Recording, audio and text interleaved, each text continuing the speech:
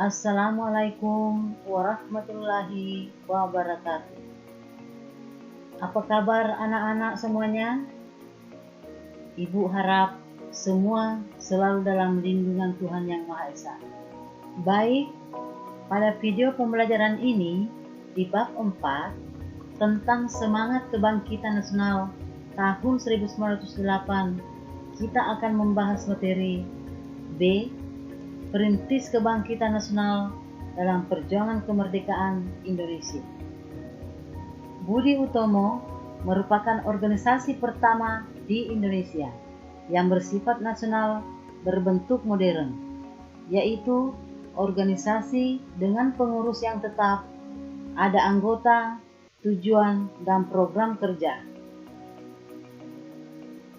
Budi Utomo merupakan organisasi pertama yang memperjuangkan cita-cita nasional.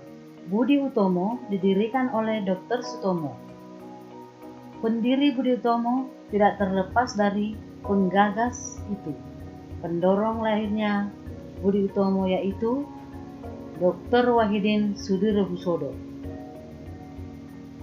Dr. Wahidin Sudirohusodo merupakan dokter lulusan Sofia, Sekolah Kedokteran Jawa, yang menyadari bagaimana terbelakang dan tertindasnya rakyat akibat penjajahan Belanda.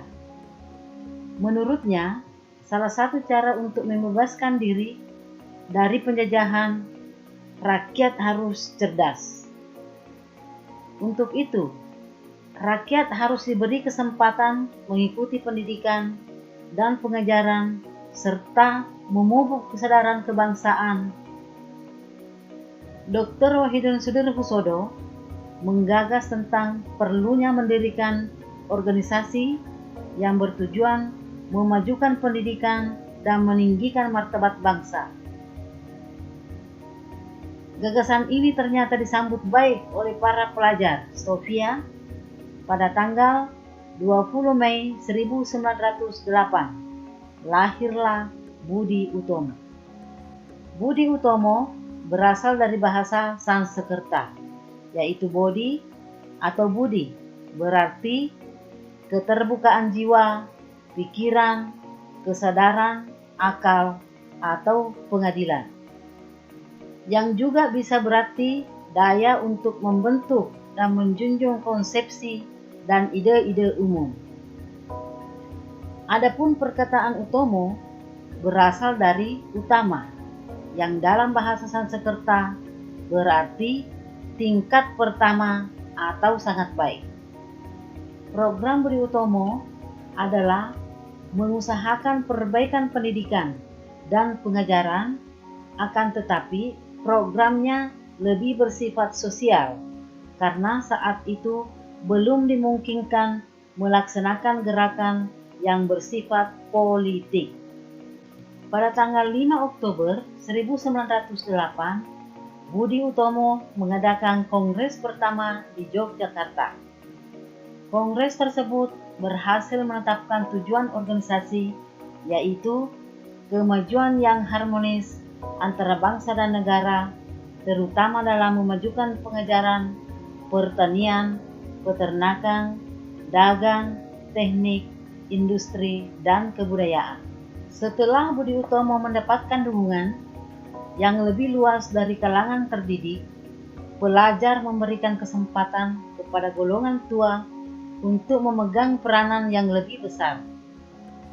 Terpilihnya Ketua Budi Utomo, RT Tirto Kusumo, membuktikan besar dukungan terhadap Budi Utomo. Budi Utomo kemudian menetapkan tujuannya, yaitu menyadarkan kedudukan masyarakat Jawa, Sunda, Madura, dan penduduk Hindia seluruhnya tanpa melihat keturunan, kelamin, dan agama. Dari tujuan tersebut, secara tersirat, Budi Utomo memiliki program mengembangkan kehormatan bangsa. Bangsa yang terhormat adalah bangsa yang memiliki derajat yang sama dengan bangsa lain. Penjajahan membuat bangsa Indonesia tertindas. Pergerakan Budi Utomo memperlihatkan keinginan bangsa Indonesia untuk bangkit menjadi bangsa terhormat dan dapat berdiri sejajar dengan bangsa lain. Dalam perjalanannya, Budi Utomo diwarnai berbagai kepentingan, baik dari birokrat, prianyai, atau bangsawan maupun pemerintah Belanda. Namun pidato Dr. Sutomo yang dalam di awal pendirian Budi Utomo, yaitu nasib tanah air di kemudian hari akan ada di tangan kita. Pidato ini berbekas kepada seluruh anggota Budi Utomo untuk memperjuangkan kehormatan bangsa Indonesia. Besarnya pengaruh pergerakan Budi Utomo dalam perjuangan kemerdekaan Indonesia. Presiden Soekarno pada tanggal 20 Mei 1948 menetapkan hari kelahiran Budi Utomo sebagai Hari Kebangkitan Nasional. Kebangkitan nasional pada awalnya dilakukan oleh para pelajar. Oleh karenanya, kalian harus meneruskan nilai-nilai kebangkitan nasional tersebut. Di antaranya, kita dapat bangkit dan mengubah diri menjadi lebih baik. Demikian penjelasan Ibu tentang perintis kebangkitan nasional dalam perjuangan kemerdekaan Republik Indonesia. Sampai jumpa di video pembelajaran berikutnya. Terima kasih.